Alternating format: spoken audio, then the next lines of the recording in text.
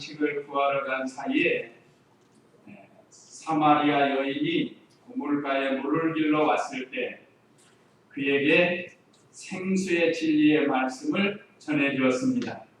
예수님이 사마리아 여자에게 전도하신 내용을 통해서 은혜를 받았고, 이제 오늘 27절에서는 예수님의 말씀을 들은 사마리아 여자가 동네에 가서 전도하는 그런 내용을 통해서 오늘날 우리도 이렇게 하나님의 말씀을 듣고 배워서 우리 주위, 직장, 동네에서 복음을 전해야 할 것을 우리에게 가르쳐주고 있습니다.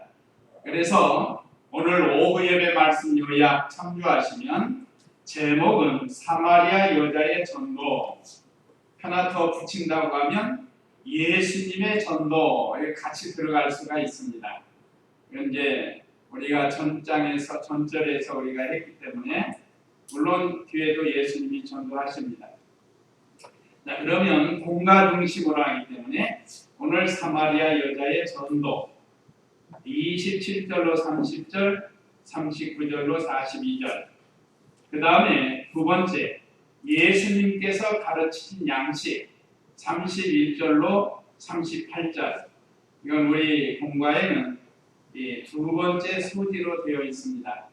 이거를 저는 두 번째 대지로 해서 말씀을 나눴습니다. 그 다음에 세 번째 예수님의 갈릴리 지역 전도 43절로 45절 말씀, 그 다음에 네 번째는 왕의 신하에게 전도하신 예수님 46절로 54절, 이런 내용으로 은혜를 받도록 하겠습니다. 그러면 27절 읽어보세요. 이때 제자들이 와서 예수께서 여자와 말씀하시는 것을 이상히 여겼으나 아무도 무엇을 찾으십니까? 또는 왜 그 여자와 말씀하십니까? 라고 묻지 않았다. 그때 그 여자가 물동이를 버려두고 동네에 들어가서 사람들에게 말하기를, 물동이를 버려두고 전도함. 여기 오늘 27절, 28절 내용에 보면 이때 제자들이 와서 예수께서 여자와 말씀하시는 것을 이상히 여겼으나 아무도 무엇을 찾으십니까? 또는 왜 그 여자와 말씀하십니까? 라고 묻지 않았다. 이 시대는 우리나라도 옛날 이 남자 여자와 이렇게 좀 구별을 했잖아요. 남녀 7세 부동석이라든지. 근데 그런 수준이 아니고 여기는 사마리아 여자와 상종을 했다. 사마리아 사람들하고도 상종을 안 했는데, 그런데 예수님이 여자와 이야기하는 것을 제자들이 이상히 여겼지만 예수님이 하시는 무슨 뜻이 계시겠지 하기 때문에 이렇게 생각을 했어요. 무엇을 찾으셨습니까? 왜 그 여자와 말씀하십니까? 하고 제자들이 생각을 했지만 묻지는 않았다 하는 그런 내용입니다. 이제 제자들이 가져온 양식과 예수님이 주시는 양식에 대해서는 아래에서 전해주시고, 자, 그때 여자가 물동이를 버려두고 동네에 들어가서 사람들에게 말하기를, 물동이를 버려두고 동네에 들어가서 전도를 하기 시작했습니다. 이 사마리아 여자는 예수님께로부터 이분이 메시아인 것을 확실히 이제 깨달았어요. 그러니까 너무 기쁘고 너무 감사하고 너무 감격해서 도저히 가만히 있을 수가 없어서 그 기쁜 소식을 혼자만 가지고 있기가, 그래서 나가서 전도를 한 거죠. 근데 물동이를 버려두고 갔다. 이건 즉시 순종이라고 할 수 있습니다. 오늘 우리도 이런 신앙이 되도록 우리에게 말씀을 주시고 있습니다.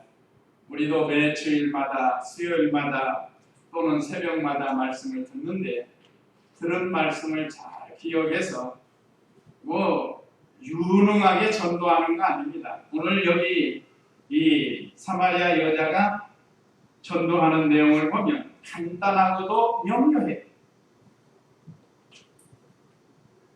그러니까 말을 잘한다고 전도하는 게 아닙니다. 그래서 동네에 들어가서 복음을 전했어요. 말하기를 했는데 29절 읽어보세요. 내가 행한 모든 것을 나에게 말씀하신 분을 와서 보십시오. 이분이 그리스도가 아닙니까? 라고 함도 그들이 동네에서 나와 그분께 왔다. 예, 다른 거 없어요. 여인이 보고 들은 것을 전한 거예요. 다른 거 없잖아요. 자, 내가 행한 모든 것을 나에게 말씀하신 분을 와서 보십시오. 와보라는 거예요. 와보라. 이분이 그리스도가 아닙니까? 하고 증거를 했습니다. 그러니까 우리도 전도를 너무 어렵게 생각하지 말고 이게 참 좋은 방법이에요. 예수님은 하나님의 아들이십니다. 예수님 믿으면 구원을 받아 천당을 갑니다. 한 걸음 더 나아가서 예수님 믿지 않으면 지옥에 갑니다. 확신을 가지고 전해주는 거예요. 자, 우리가 이렇게 전도를 하면 자, 믿게 하시는 분은 누구예요? 하나님이세요. 우리가 믿게 하는 건 아닙니다. 대부분 성도들이 내가 믿게 하는 걸로 생각하는데 그게 아니에요. 우리는 말씀을 선포하면 믿게 하시는 분은 하나님이세요. 그러니까 미리 짐작을 해가지고 저 사람은 하나님 말씀 전해도 안 믿을 거야. 그래가지고 입을 다문다. 그게 아닙니다. 우리가 하나님 말씀을 전하면 믿게 하시는 분은 하나님이기 때문에 우리가 이 심부름만 하면 되는 거예요. 좀 더 잘 배워가지고 가족들에게도 자세히 설명해주면 더 좋죠. 근데 우리가 전도 방법을 너무 어렵게 생각하니까 전도가 잘 안 되는 거고, 또 하나는 내 생각을 먼저 하는 거예요. 내 생각. 저 사람은 안 믿을 거다 하는 그런 생각을 먼저 해요. 또 부끄러워한다. 부끄러워. 그래서 우리가 이 사마리아 여자의 전도의 방법은 즉시 순종해서 가서 복음을 전했습니다. 이 물동이를 버려두고 갔다는 것은 참 전도가 우선이라는 걸 생각한 거예요. 전도가 우선. 자, 그러니까 이제 역사가 나타납니다. 그래서 39절로 42절은 예수님 말씀을 듣고 많이 믿었다고 했어요. 39절 읽어보세요. 내가 행한 모든 것을 그분께서 나에게 말씀하셨다. 그 증언한 여자의 말 때문에 그 동네의 많은 사마리아인들이 예수님을 믿었다. 그때 사마리아인들이 그분께 와서 자기들과 함께 머무시도록 요청하므로 예수께서 거기에 이틀을 머무셨다. 그분의 말씀으로 말미암아 더 많은 사람들이 믿었다. 그들이 그 여자에게 말하기를 이제 우리가 믿는 것은 당신 말 때문이 아니라 우리가 직접 듣고 이분이 참으로 세상의 구주이심을 알았기 때문이다 라고 하였다. 예, 많은 사람이 믿게 되었죠. 자, 처음에는 사마리아 여자 한 사람이 가서 전도를 했어요. 그러니까 그 전도를 받고 다른 사람들이 예수님께 나왔다. 그러니까 예수님의 말씀을 듣고 믿게 되었어요. 내용이 그겁니다. 내가 행한 모든 것을 그분께서 나에게 말씀하셨다고 증언한 여자의 말 때문에 그 동네에 사는 많은 사마리아인들이 예수님을 믿었다. 그러니까 사마리아 여자 한 사람이 가서 전도해가지고 많은 사람이 믿었습니다. 우리 한국 기독교사나 세계 기독교사를 봐도 그 한 사람 때문에 그 지역이, 심지어 그 나라가 이렇게 예수님을 믿고 구원받는 그런 경우가 있습니다. 자, 유럽의 사도 바울이 맨 처음 전도한 사람이죠. 유럽의 아시아에서 바울은 아시아로 가서 전도를 하려고 계획을 했었단 말이에요. 그런데 성령께서 아시아로 가지 못하게 하고 저 유럽에서 손짓을 한 거예요. 환상을. 우리를 도우라. 환상을 봤다. 이것이 하나님의 뜻인가 보다 하고 아무도 아는 사람도 없지만 그냥 지중해 배를 타고 유럽으로 건너가잖아요. 건너갔는데 아무도 아는 사람은 없어요. 그날 또 이제 안식일이 되니까 기도하러 기도처를 찾아서 한 냇가에 가서 기도를 하는데 그때 누구를 만나죠? 자주장사 루디아라는 여자를 만나요. 그 여자를 만나서 그가 또 복음을 사모해요. 그래서 그 집에서부터 교회가 시작이 된 겁니다. 유럽의 첫 성 빌립보의 루디아의 집. 거기서부터 교회가 시작이 된 거예요. 그러니까 우리가 너무 내 생각하지 말고 우리 주위에 있는 사람들, 엘리베이터 타서 만나는 사람, 직장에서 만나는 사람, 좀 예수님 믿으세요. 예수님 믿으면 저 사람 받고 하늘나라에 갑니다. 또 예수님 믿지 않으면 지옥에 가. 이건 우리 말이 아니고 하나님 말씀이에요. 하나님 말씀. 이렇게 우리가 전도를 하면 오늘 여기 39절에 있는 내용처럼 많은 사마리아인들이 예수님을 믿었다. 그러니까 한 사람이 이렇게 중요한 거예요. 또 그들이 예수님께 나와가지고 친히 말씀을 듣고 더 많은 사람이 믿었다고 했습니다. 40절에 보면 그때 사마리아인들이 그분께 와서 자기들과 함께 머무시도록 요청함으로 예수께서 거기에 이틀을 머무셨다. 그분의 말씀으로 말미암아 더 많은 사람들이 믿었다. 그들이 그 여자에게 말하기를 이제 우리가 믿는 것은 당신 말 때문이 아니라 우리가 직접 듣고 이분이 참으로 세상의 구주이심을 알았기 때문이다 라고 하였다. 오늘 우리도 예수님을 영으로 예수님을 믿고 우리가 영으로 하나님 말씀 속에서 깨닫는 거예요. 예수님을 좀 더 발견하고 아까 그 기도하시면서 우리 교회 5대 지표 중에 3가지 했죠. 하나님을 기쁘시게 하는 교회, 예수님을 배워 닮아가는 교회, 이거예요. 우리가 예수님을 닮아가려면 배워야죠. 배워야 닮아가는 거예요. 어떻게 배우는 거예요? 성경에서 배우는 거예요. 오늘 이 시간도 우리가 예수님을 배우는 겁니다. 사마리아가 예수님의 말씀을 통해서 예수님을 배워서 동네 사람들에게 전도하니까 그들이 예수님 믿고 돌아옵니다. 그래서 어떤 교회나 또는 어떤 지역이나 한 사람이 복음을 듣고 변화돼가지고 많은 사람을 변화시키는 그런 역사가 있습니다. 이제 금년에도 우리 교회가 그런 교회가 되도록 힘을 써야 되겠습니다.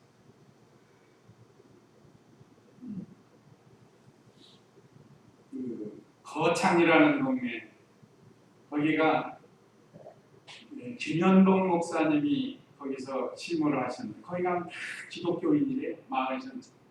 어디 가보면 마을 전체가 이번에 제가 태국에 갔을 때도 그 마을 전체가 전부 기독교인이 됐어요. 그냥 한 사람이 가서 전도해가지고 불교 나라잖아요. 불교 나라. 그런데 계속해서 이 천국 복음을 전하면서 하나님의 능력으로 그 지역이 전체가 이 기독 신자가 돼가지고 예배당을 치웠어요. 거기 보니까. 이번에는 우리 정서 목사님이 같이 갔을 때는 털을 닦았던데 거기다가 우리 교단에서 또는 우리가 교회를 지키러 하겠습니다. 우리 정서 목사님이 약속하고 왔다. 그런데 몇몇 분이 교단적으로는 한 거 아니지만 몇몇 분이 협력해가지고 그 예배당을 지었어요. 지난번에 가셨을 때. 너무 감사한 이 카카오톡 사진으로 다 보내주셨어요. 예배드리는 거, 교회 모습. 참 감개가 무량해요. 그래서 나도 좀 협력하면 좋겠다. 왜냐면 제가 참 갔던 곳이니까 또 거기서 기도를 했으니까. 그래서 우리 선교회에서 좀 협력하면 좋겠다 하는 그런 생각으로 이번에 가실 때 좀 가지고 가시라고 우리 선교부에서 이렇게 지출하겠다고 이렇게 말씀을 드렸습니다. 자, 어쨌든 참 이렇게 주님의 말씀을 듣고 그 어려운 환경 속에서도 참 주님을 사랑하고 믿는 일 하려고는 한 번씩 가보시면요. 우리는 천국에서 사는 거예요. 우리 사는 거. 매일하는 건 불도 없어요. 전기불도 없고 수도도 없어요. 돼지하고 같이 살아요. 돼지는 아래층에서 살고 2층에서 사람이 살고 먹는 거 입는 거 또 시내 한번 나오려면 수십 킬로를 걸어 나와야 되고 자동차가 없어요. 어쨌든 그런 연약한 상황 속에서도 예수님을 영접하고 근데 그 모습이 얼마나 행복한지 몰라요. 삶 자체는 비참하지만 그 마음이 하나님으로 참 즐거워하는 그런 믿음을 가졌습니다. 오전 시간에 배운 것처럼 자 구원의 하나님을 찬양하고 기쁘고 즐겁게 사는 그래서 이 예수님의 말씀을 듣고 많은 사람이 믿게 되었습니다. 자, 그런 다음에 이제 예수님이 말씀을 가르치는데 어떤 내용인가? 31절로 38절인데요. 31절 읽어보세요. 그 사이에 제자들이 예수께 요청하여 말하기를 라피님 잡수소서 라고 하니 예수께서 그들에게 말씀하셨다. 나에게는 너희가 알지 못하는 먹을 양식이 있다. 그러자 제자들이 서로 말하기를 누가 그분께 잡수실 것을 갖다 드렸을까 라고 하므로 예수께서 그들에게 말씀하셨다. 나의 양식은 나를 보내신 분의 뜻을 향하고 그분의 일을 완성하는 것이다. 예, 여기 첫째는 제자들이 예수님께 양식을 드렸습니다. 31절 그 사마리아 여자와 이야기할 때 제자들이 가서 양식을 구하러 갔었죠. 그 사이에 사마리아 여자에게 복음을 전한 거예요. 그런 다음에 제자들이 양식을 구해갖고 지금 왔어요. 와서 보니까 여자하고 이야기하는 것을 보자 봤단 말이에요. 제자들. 그러니까 아무것도 묻지 않고 이제 여기 31절에 그 사이에 제자들이 예수께 요청하여 말하기를 납비님은 번역하면 선생님 잡수소서라고 하니 양식을 구해왔으니까 이제 잡수시라는 거예요. 제가 전에도 말씀드렸지만 우리 예수님은 참 하나님이시지만 참 사람입니다. 그래서 우리와 똑같은 몸을 가지셨기 때문에 안 잡수시면 배가 고파요. 또 갈증을 느낄 때가 있고 주무실 때가 있어요. 어떤 분들은 하나님의 아들이니까 그런 거 안 해도 끄떡없다 이렇게 생각할지 모르지만 절대 그렇지 않습니다. 우리가 똑같은 사람인데 죄만 없으신 거예요. 그러니까 예수님이 시작하신 걸 알고 제자들이 가서 먹을 것, 음식을 준비해다가 랍비님 잡수소서라고 말한 거예요. 제자들. 그러니까 예수께서 그들에게 말씀하셨다. 나에게는 너희가 알지 못하는 먹을 양식이 있다 했습니다. 예수님께 제자들이 양식을 드리니까 나에게는 너희가 알지 못하는 먹을 양식이 있다 하고 예수님께서 말씀하셨어요. 자, 제자들은 육신의 양식만 생각한 거예요. 육신의 양식. 예수님이 말씀한 신령한 양식, 영의 양식을 깨닫지 못한 거예요. 그러니까 제자들이 3년 동안 예수님을 따라다니면서 많은 걸 배우게 됩니다. 오늘 저와 우리 성도님들도 계속해서 배워가는 거예요. 육신의 양식만 생각하지 말라는 거예요.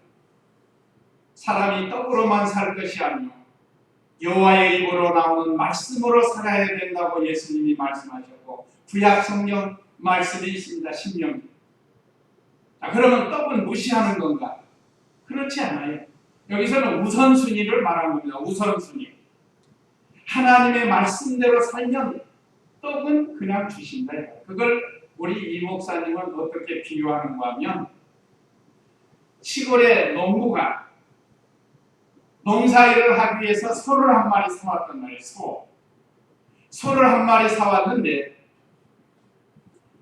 그 농부가 소에게 아무것도 안 먹이고 일을 시키겠느냐 이 말이에요. 그렇죠? 잘 먹여요. 농사일 시키려고. 지금은 기계화가 됐지만 옛날에는 소가 농촌에 큰 한복에 이북이 그렇다고 그러잖아요.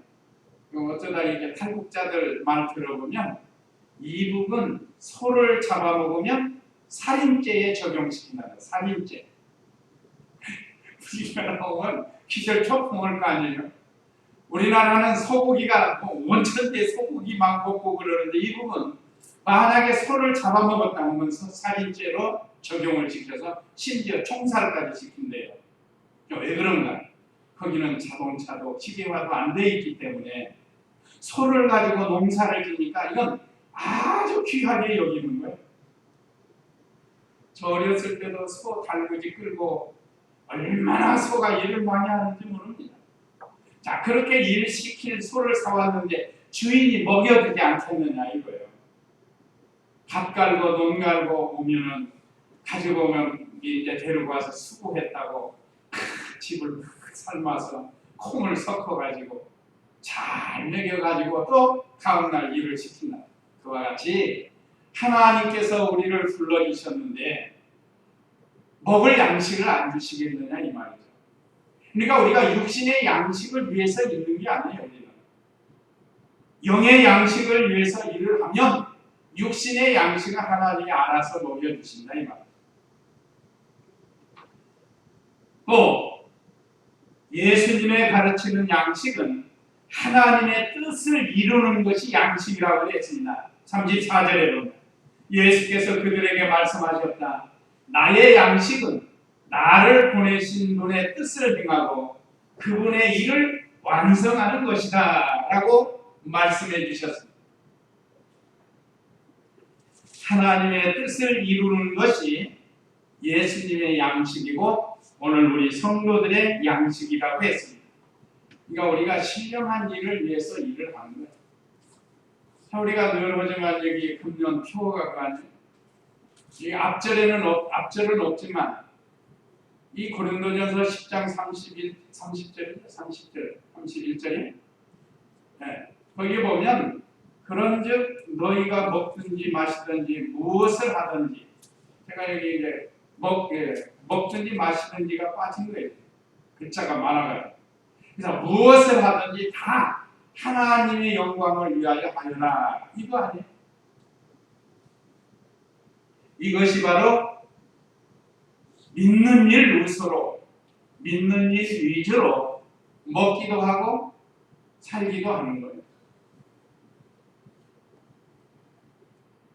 이것이 하나님의 뜻을 이루는 겁니다. 또 하나님의 말씀을 온전히 이루도록 힘을 쓰라. 예수님이 행하신 일이 바로 이겁니다. 이것이 예수님께서 가르치신 양식이다. 자, 두 번째는 35절에 보면 너희는 아직 넉 달이 지나야 추수 때가 온다고 라고 말하지 않느냐. 보아라 내가 너희에게 말하니 너희 눈을 들어 밭을 보아라. 이미 휘어져 추수하게 되었다. 36절 읽어보세요. 추수하는 자가 품삯을 받고 영생에 이르는 열매를 거두어들이니 심는 자와 추수하는 자가 함께 기뻐할 것이다. 이처럼 한 사람은 심고 다른 사람은 추수한다라는 말이 옳다. 내가 너희를 보내어 너희가 수고하지 않은 것을 추수하게 하였으니 이들은 수고하였고 너희는 그들의 수고에 참여하였다. 예. 여기 세 번째는 영적 추수가 양식이라고 했습니다. 추수는 전도예요, 전도. 자, 이미 조상들로부터 뿌려진 씨를 거두는 겁니다. 오늘날도 마찬가지예요. 우리가 이미 우리의 선진들이 다 복음의 씨를 뿌려놨다. 그걸 건지는 거예요. 또 우리가 지금 복음의 씨를 뿌리면 우리의 후진들이 또 그걸 거두는 거예요. 이거는 주님 오실 때까지 반복이 되는 겁니다. 그러니까 우리가 거두기도 하고 뿌리기도 하는 거예요. 뿌리기도 하고 거두기도 하는 거예요. 이미 다른 사람들이 다 뿌려놓은 거.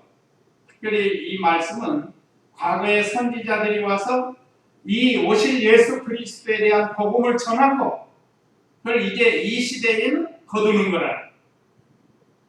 그래서 예수님은 제자들에게 눈을 들어 밭을 보라고 하셨는데 추수 때가 가까웠다는 거예요. 추수 때. 이 추수 때는 언제나 해당이 됩니다. 우리가 살아있는 동안은 언제나 추수 때예요. 농작물은 그렇지 않습니다. 농작물은 1년 농사 이모작 이렇게 하지만 이 전도의 추수, 이 추수는 이 계절이 없어요. 계속 하는 겁니다. 그래서 이 복음의 씨가 자라서 이제 거둘 때가 됐다. 이것은 아까 말씀드린 것처럼 계속해서 반복적으로 이루어지는 겁니다. 자, 우리의 선진들, 최근의 선진들도 복음을 계속 뿌렸어요.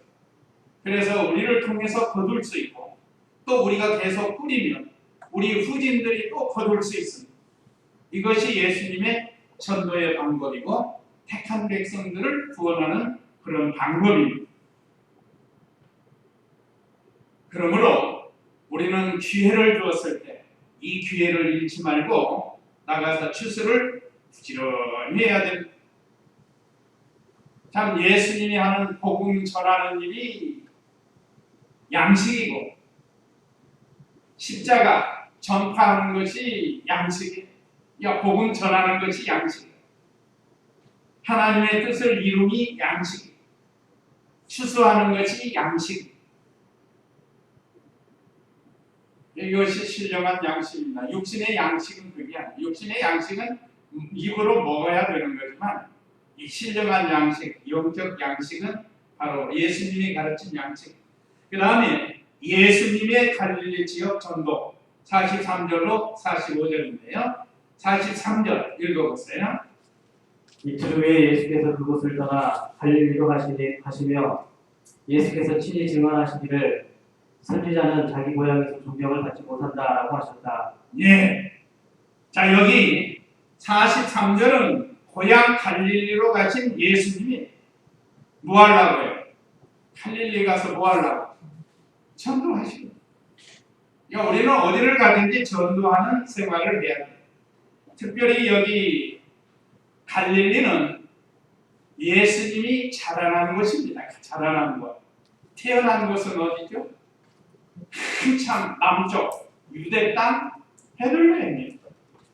베들레헴인데 난지 얼마 안 돼가지고 헤롯이 3살 아이를 잡아 죽이려고 하니까 애국으로 잠시 피했다가 다시 나사렛으로 갔습니다. 거기 나사렛은 요셉과 마리아의 고향이에요. 거기서 호적으로 왔다가 예수님이 탄생하시고 애국으로 피난 갔다가 다시 나사렛으로 가서 거기서 자라나셨던 것이. 그래서 예수님이 이번에 고향에 가서 전도를 해야겠다 하고 예수님이 간 거예요. 여기서 하나 또 우리의 참된 고향은 어디죠? 참된 고향은 하늘나라. 돌아갈래 고향 하늘나라. 언제나 하늘나라를 그리워해야 됩니다. 육신의 고향이 다 있죠. 저는 전북 정읍 태인 고향입니다. 육신의 고향. 제가 태어난 곳은 거기에요. 그런데 우리가 참으로 돌아갈 고향은 하늘나라. 고향 떠난 지 지금 40년, 50년 가까이 가려고 합니다. 40년이 넘었어요. 오래됐습니다. 고향 떠난 지.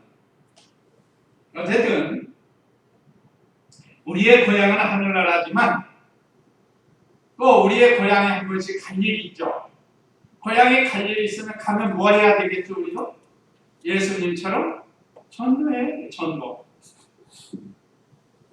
안 믿는 사람들은 고향 친구 만났다가 오랜만이다 하고 술집에 가서 술이나 먹고 다방에 가서 커피나 마시고 옛날 얘기나 하고. 그렇지만 우리는 그렇지 않다만 우리는 예수님을 배워서 예수님이 우리에게 주신 이 복음을 전하는 거예요. 믿든지 안 믿든지 우리는 전하는 거예요. 믿고 안 믿고 하나님께 달려 있습니다. 다만 우리가 저 사람이 이 복음을 믿고 믿기를 원합니다 하는 소원을 가지고 전도를 하죠. 근데 그가 택한 백성이면 이 우리가 전한 복음을 통해서 믿게 됩니다. 그래서 예수님께서 고향 갈릴리로 가셨습니다. 그런데 고향에서 존경을 받지 못했다고 그랬어요.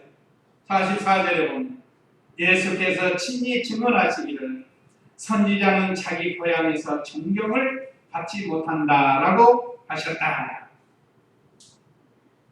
고향에 가면 어떤 사람들은 환영해주는 사람도 있지만 특별히 예수님은 이거 하나님의 아들로 갔잖아요. 복음 전하러 갔다는 거예요. 그런데 고향에 가면 대접을 못 받게 돼 있어요. 마태복음 13장 한번 보시기 바랍니다. 마태복음 13장 아까 제가 찾았었는데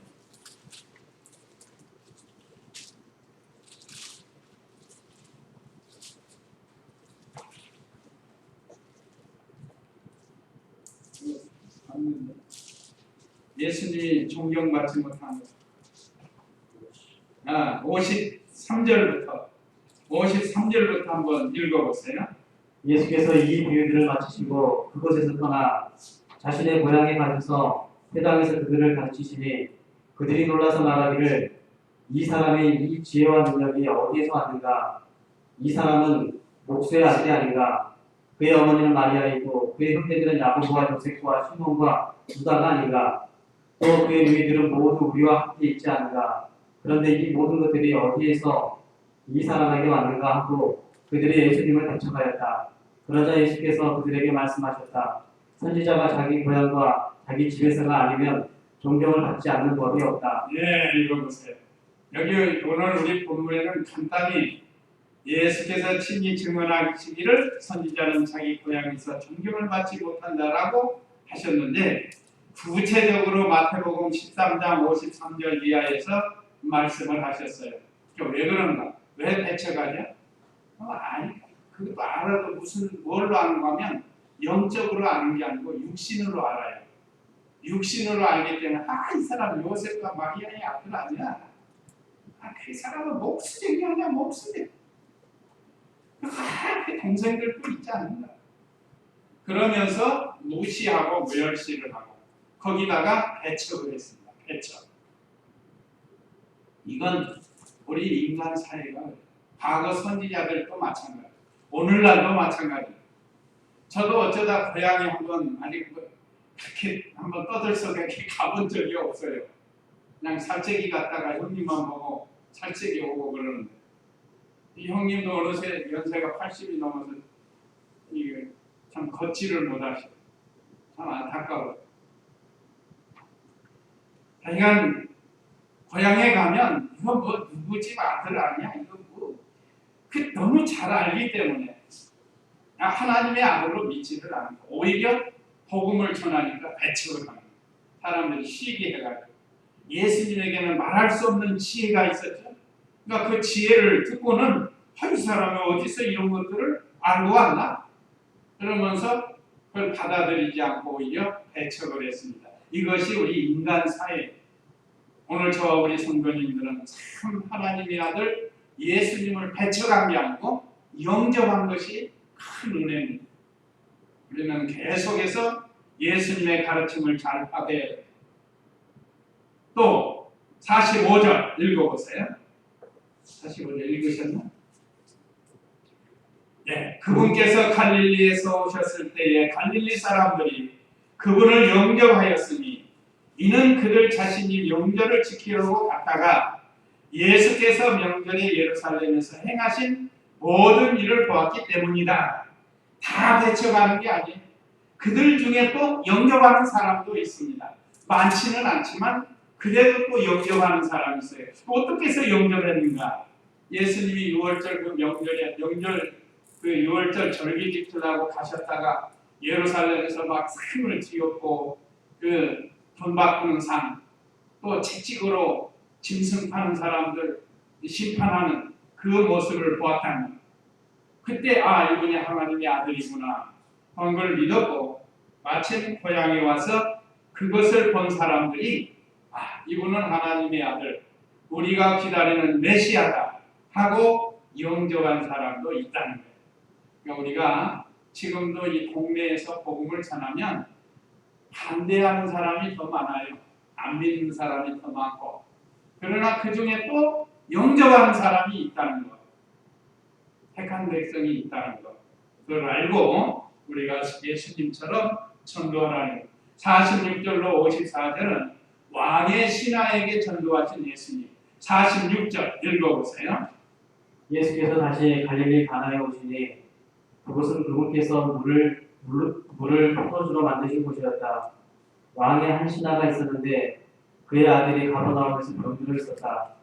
이 사람이 예수께서 유대에서 갈릴리로 오셨다는 것을 듣고 그분께 가서 내려오셔서 자기 아들을 고쳐달라고 요청하였으니 이는 그의 아들이 거의 죽게 되었기 때문이다. 예, 첫째는 왕의 신하가 자기 아들 병을 고쳐달라고 했습니다.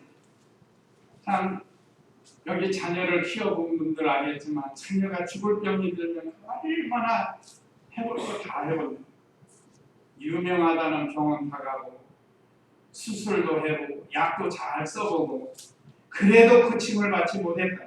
그런데 그때 마침 예수님이 오신다는 소식을 듣고 그 먼 80리나 되는 먼 거리 가버나움, 나사렛 가버나움 사이는 80리가 됩니다. 키로수는 얼마죠? 32km. 10리가 4km니까. 그죠? 32km 되는 그 먼 거리, 여기서 9회 정도 될까요? 32km.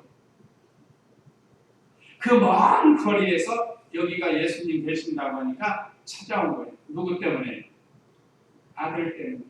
아들이 병들어서 죽게 되었기 때문에 이 하나님 아들에게 가면 내 아들이 고침을 받을 수 있다 하는 이런 믿음을 가지고 그 먼 거리를 멀다 하지 않냐. 또 왕의 신하니까 신분도 상당히 높아요. 뭐 신분이 높은 사람도 원래 교만하잖아요. 거만하고. 근데 이 사람은 그게 아니에요. 그래서 사람이 어려움을 당하면 겸손해지게 되어 있습니다. 그래서 병원에 가서 핍박하던 사람들도 죽을 날 받아놓으면 암 걸린 사람들 가서 전도하면 잘 받아요. 이제 내세 준비해야 될 거 아니에요. 그러니까 이 사람도 본래 겸손한 사람이기도 하지만 또 어려움을 당하면 겸손해질 수밖에 없어요. 우리가 하나님 앞에 겸손하고 예수님 앞에 겸손하고 사람들 앞에도 겸손한 이런 사람이 돼야 주님이 긍휼히 여기시고 고쳐주십니다. 간절히 구해서요. 그러니까 48절 52절은 예수님이 그 사람의 믿음을 보시고 고쳐줘요. 48절 읽어보세요. 그러자 예수께서 그에게 말씀하셨다. 너희들은 표적들과 놀라운 일들을 보지 않고는 결코 믿지 않을 것이다. 그 신하가 예수께 말하기를 주님, 제 아이가 죽기 전에 내려와 주소서 하니 예수께서 그에게 말씀하시기를 가라, 내 아들이 살 것이다 라고 하시자 그 사람이 예수께서 하신 말씀을 믿고 갔다. 그가 내려가는 길에 그의 종들이 그를 만나 그 아이가 살았다고 말하였다. 그가 그들에게 자기 아들이 나온지를 물었더니 그들이 그에게 말하였다. 어제 7시에 열이 떨어졌습니다. 그 아버지가 그 시각에 예수께서 자기에게 내 아들이 살 것이다 라고 말씀하신 그때임을 알고 그 자신과 그의 온 집안이 믿었다.